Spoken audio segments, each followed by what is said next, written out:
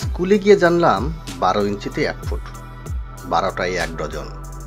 তারপর জানলাম 12 মাসে 1 বছর, আবার 12 বছরে নাকি 1 যুগ, 12 ঘন্টা দিন, আবার 12 ঘন্টা রাত। এদিকে আবার 12টা রাশি, 12টা লগ্ন। 10 বা 15 হলে কোনো মহাভারত অশুদ্ধ হতো, কে জানে। 12 ক্লাস পাস না করলে ইউনিভার্সিটিতে পড়া যায় না। 12টা বাজা মানে নাকি খারাপ হয়ে যাওয়া। আমরা সবসময় শুনি ছেলেটার 12টা বেজে গেছে, জিনিসটার 12টা বেজে গেছে, দেশটার 12টা বাজতে চলেছে, ইত্যাদি।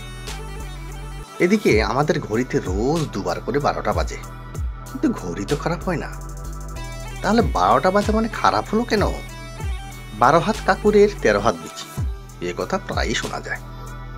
আরে বাবা, কাকুর কখনো 12 হাতের হয় না।